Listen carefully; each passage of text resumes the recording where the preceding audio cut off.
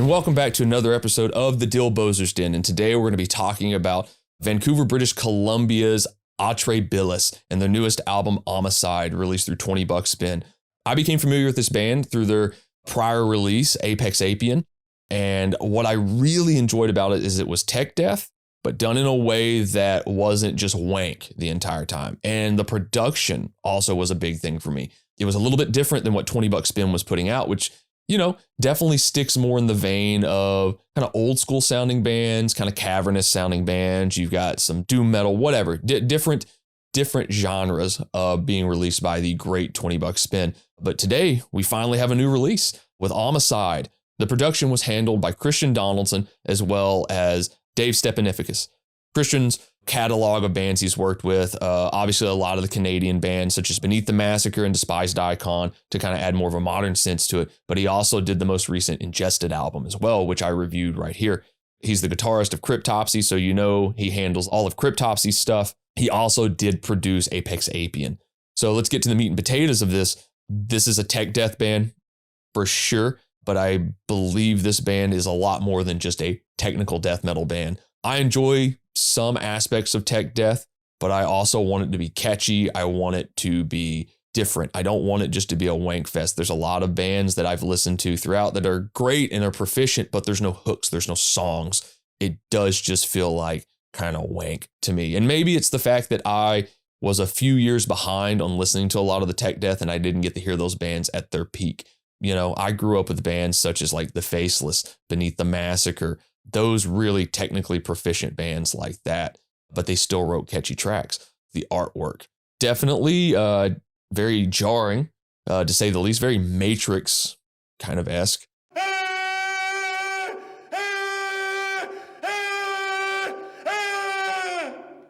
It stuck out to me for two reasons. One, it didn't just look like a painting. And it took some time for me to realize it was actually a sculpture and it was done by Grey House Studios. That had me hook, line, and sinker because paintings are great for a lot of things, but it's nice to see an actual sculpture being used for art. Definitely seems more of like an H.R. Geiger kind of thing, but it also reminded me of a Dispel Omega record, which I am going to completely butcher this. C Monumentum requires Circumspice, which is Latin. Again, Atræ Bilis is Latin for black bile, but the Dispel Omega title is Latin for if you seek his monument, look around. So there's another tie-in. I'm sure it wasn't intentional, or maybe it was. There's a lot of dissonance on this record. There's a lot of atmosphere. There's a lot of blackened moments on this record. This record is full of just riffs. My God, the amount of riffs per song on this could be measured out with the same amount of like carcinogens that are in a bag of Cheetos. It is absolutely insane. Opening up with Protexenesis is just a great intro leading into it. A very Decapitated style vibe on there. I definitely got, obviously Spheres of Madness comes up, but it definitely feels like something off of the Decapitated catalog. There's no way that the guys in this band weren't necessarily influenced by that band's output with some of the groove and some of the influence. Maybe it's more of a Morbid Angel thing. Maybe it's more of a Gojira thing, which I do hear both of those bands in this record as well. This kicks right into the actual opening track, which is Hell Simulation. Dissonance meets groove, full of nasty riffs, some thrash influence. It sounds like something from Testament with a lot of groove and a lot of bounce, maybe even some revocation in there. I mean, this thing has riffs. It's got time signature changes. There's definitely like a Cryptopsy part in the middle, something more so off of like Whisper Supremacy and that era, the Mike DeSalvo era, Assaulted and Stygia. This makes me think of slam and brutal death metal. And that's something this band really caught my ear with, is how to incorporate good slam, like beatdown riffs. And the vocals on this album are just stupendous. I love going from traditional death metal vocals and bringing it down even more to where it's just illegible and it just sounds like grunting the entire time. Definitely like Defeated Sanity-esque with a lot of that. But also on the same track, you get melodic vocals, which is so cool. You definitely know this band is influenced by a lot of music with just what they're playing and how they're positioning it and the structure of the songs. This album has a lot more atmosphere than maybe Apex Apian does. I didn't mention the lineup of the band. You have David Stepanifikis on guitars, you have Luke Govodnik on drums, you have Jordan Berglund on vocals, and you have Miles Morrison on bass, which is his first record. I think some of the tracks he's mixed a little bit lower, but that may be because the guitars are so big there. But there's certain points where he just really cuts through the mix. And he's got a great bass tone on this record. It's distorted, but it's clear. It's not scooped in the mids the entire time. You can actually hear and feel the fundamental of a bass guitar playing in death metal. And it feels like he's actually playing parts as opposed to just playing note for note what the guitars are playing. Let's go on to Inward to Abraxas. So the first time I read this title, because Dune has been eating everybody's mind for the last couple of years, I thought it said Arrakis.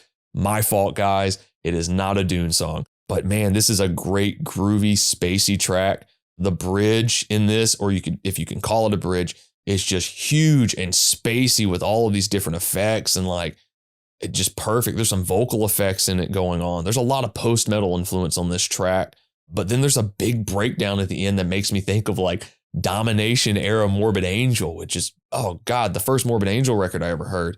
And the first one I bought, and it's fucking perfect. The songwriting on this album is so good. This is going up there as maybe one of my favorite death metal records of this year. We go on to Snuff the Spirit Guides, great representation of brutal death metal vocals by Jordan. This song is full of this representation of how they hit harmonics as a part, and it's not just an ending point. And they use it a couple more times on the album. I would hedge a bet there might be some Machine Head influence with that. The song also has a Gojira riff fest part from the Way of All Flesh kind of vibe, from Morris to Sirius a little bit there. I would hedge a bet that those two albums get more spins than maybe that band's later output. I could be wrong though. There are just some great structures on here. My God, you can't get any better with this. The title track, Aumicide, great atmospheric instrumental track. It breaks up the brutality of this record. Let's go on to Kingdom of Cortisol. Great blackened intro to this. You get more of that harmonic hell, very Far Beyond Driven, maybe Great Southern Trendkill in there. But that could be more of a Machine Head vibe. All those bands from the early 90s had a great bounce and a great rhythm and a great kind of structure to them that did those things.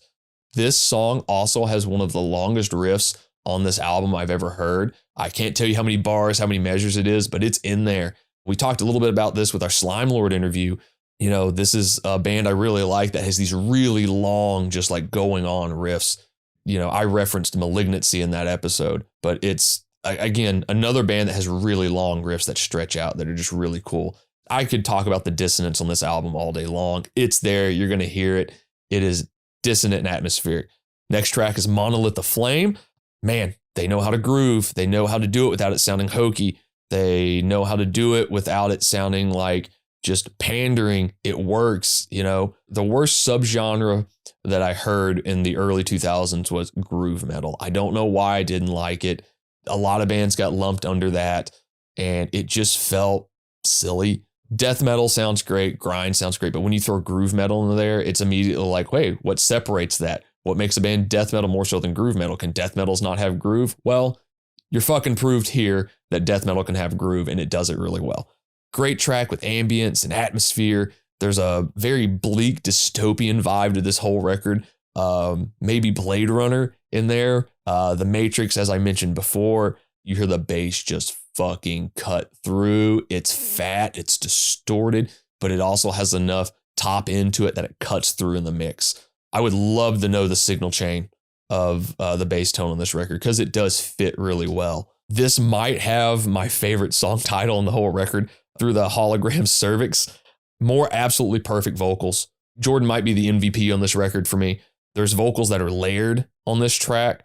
The dissonance is, again, shining through on this. There's even a couple grindcore style riffs in this song, again, to show that this band is varied. It's not just death metal. It's not just black metal. It's not slam. There's a lot of great stuff going on this record. And then we get to our final track, Excruciate Incarnate. This is my favorite song on the album, hands down. It's groovy. It's got riffs. It's got these great, crazy, almost breakdown laden parts. The build up to the ending where it just continues to build and build and build and build is so fucking cool. And then it's melodic. And then you get these great syncopated guitars at the end where the drums and these time changes are happening. Absolutely fantastic track. I can't wait to hear more from this band. Atræ Bilis, Aumicide, through $20 spin. Check it out.